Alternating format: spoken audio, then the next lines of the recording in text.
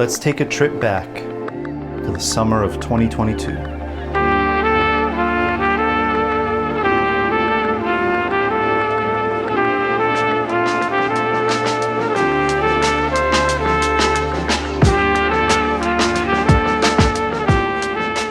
had spent the year filming for New Bedford Creative, capturing as many events around the city as I could.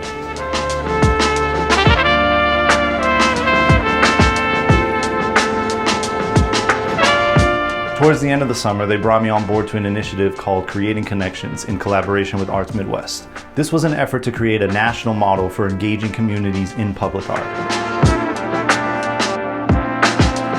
They gathered a group of art ambassadors who each had their own public art project, and my role was to come in and interview them about their projects and create a video highlighting the experience. It was that very first day where we sat down with a particular artist, Maya Livermento, who expressed such a deep love for New Bedford and the creative community here. Hearing her passionate words, I knew the trajectory of this story was about to shift. I sat down with New Bedford Creative and Arts Midwest, and they trusted me to tell this story. They gave me the creative freedom to make this video my love letter for New Bedford. And that story would go on to turn into something more remarkable than we ever could have imagined. In the beginning of 2023, we submitted the documentary to over 30 film festivals across the world, and it had an epic run.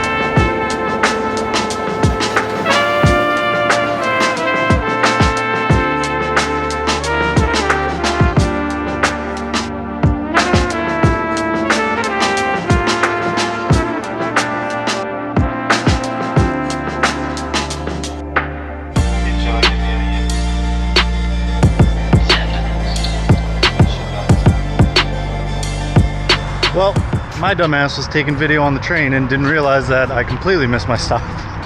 So now I'm walking over to West Newton Cinema, where the Screaming Ostrich Film Festival is going to take place.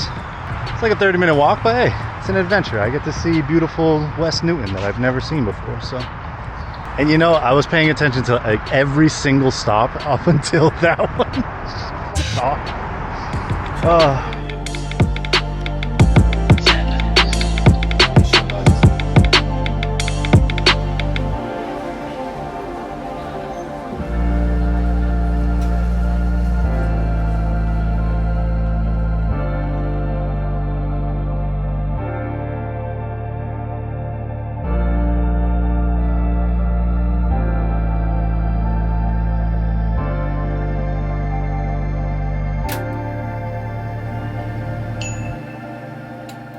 The amazing creative community that we have here all come together to create this essence that is uniquely New Bedford.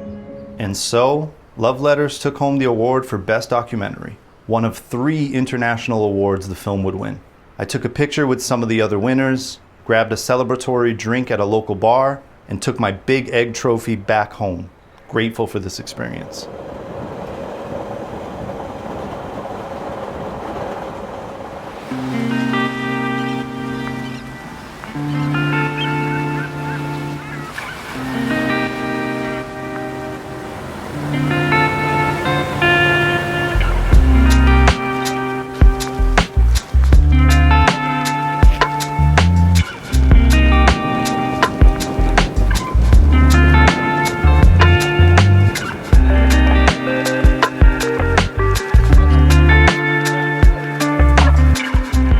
In June of that year, a group of us got to take a ferry field trip to the Block Island Film Festival to represent New Bedford as Love Letters was up for another Best Documentary Award.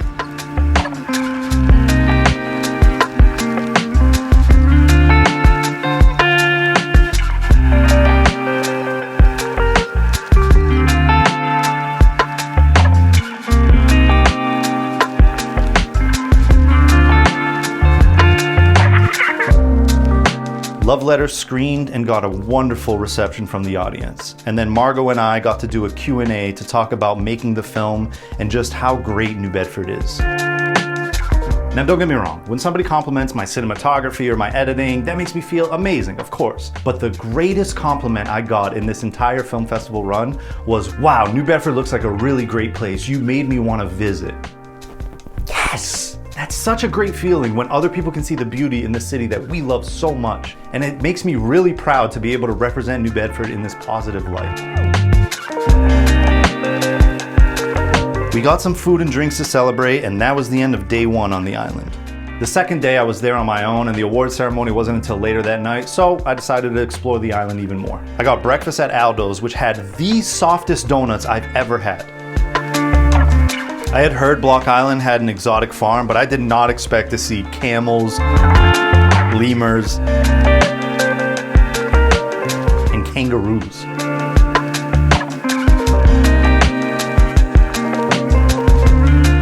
Walked around more, got lunch, and then relaxed by the water until the award ceremony started.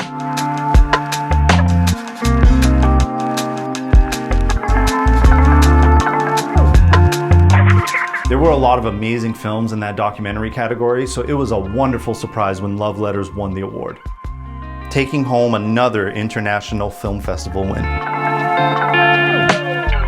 I hopped back on the ferry and enjoyed the sunset ride home.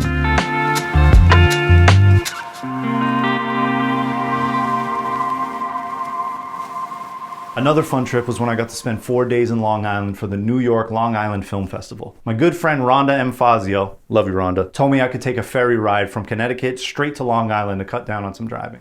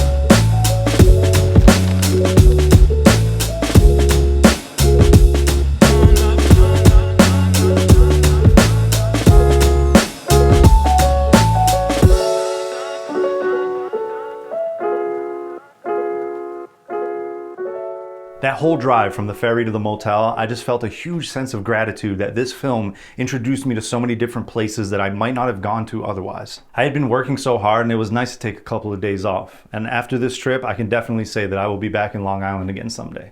All right, enough reminiscing, back to the vlog. I woke up the next day and I needed coffee badly. I mean, look at me.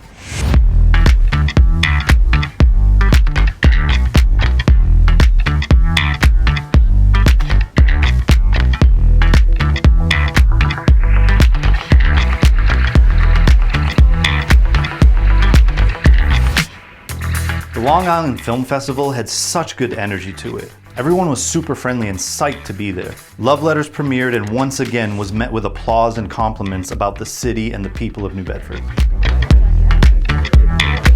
The festival even had a food truck that made sandwiches named after some of the films, including Love Letters. And that was a damn good sandwich too. After the screenings, I explored Babylon, a cool little downtown area with a great vibe, and my first stop was this dope ramen spot.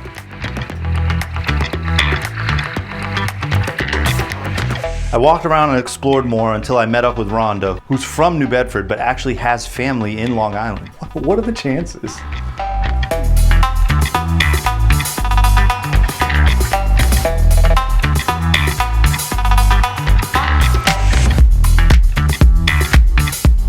She took me to one of her favorite spots, Patsy's, a fantastic Italian bakery, which had incredible cannolis.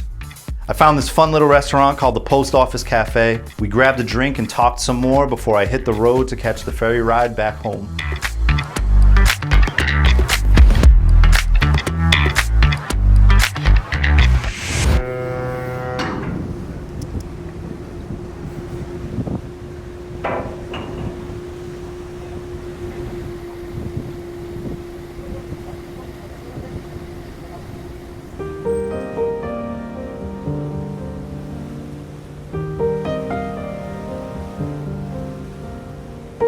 This particular ride home was bittersweet. This trip would end up being the last film festival I got to attend for Love Letters. As I looked out onto the beautiful sunset views, I was washed over with a deep sense of gratitude for this entire journey. Love Letters would go on to receive 15 official selections and 4 awards for Best Documentary, 3 of which were international wins. It was an absolutely incredible experience, and I'm so thankful for everyone who was involved and grateful that I could be a part of something like this. That ferry ride home was filled with a deep sense of gratitude and accomplishment.